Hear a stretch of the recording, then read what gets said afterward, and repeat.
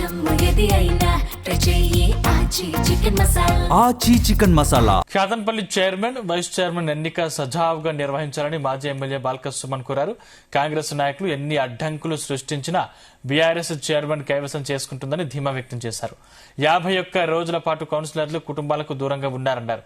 Chairman గా BRS, vice chairman గా CPI, councillor గా నిర్ణయం తీసుకున్నామన్నారు. సీఎం రేవంత్, మంత్రి వివేక్ ఖ్యాతన్పల్లి మున్సిపాలిటీ చేజిక్కించుకునేందుకు బెదిరింపులకు, ప్రలోభాలకు గురి చేస్తున్నారని బాల్క సుమన్ విమర్శించారు.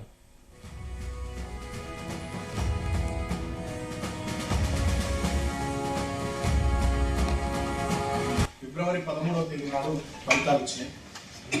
ఆ ఫలితాలు వచ్చిన అనంతరం కాంగ్రెస్ పార్టీ ప్రభుత్వంలో ఉందనేటటువంటి అహంకారంతో పోలీసులను వాడుకొని, అదేవిధంగా చాలా చోట్ల దౌర్జన్యాలు చేసి రాష్ట్ర వ్యాప్తంగా ప్రజా తీర్పును పట్టపగలే హత్య చేసే విధంగా చాలా మున్సిపాలిటీల్లో గొడవలు చేసి వాళ్లకు మ్యాజిక్ ఫిగర్ దాటకుండా, మెజార్టీ రాకుండా, ఎలాగైనా అధికారం ఉంది కదా అనేటువంటి అహంకారంతో రేవంత్ రెడ్డి గారు ముఖ్యమంత్రి గారి నుంచి మొదలుకొని రాష్ట్ర మంత్రులు, అదేవిధంగా రాష్ట్రంలో ఉన్న వివిధ నియోజకవర్గాల్లో ఎమ్మెల్యేలు, కాంగ్రెస్ పార్టీ నాయకులు చాలా అరాచకాలు, దుర్మార్గాలు చేశారు. దానికి ప్రత్యక్ష ఉదాహరణ పరాకాష్ఠకు పోయినటువంటి మున్సిపాలిటీ ఉందంటే అది మంచిర్యాల జిల్లా చెన్నూరు అసెంబ్లీలోని మా ఖ్యాతన్పల్లి మున్సిపాలిటీ.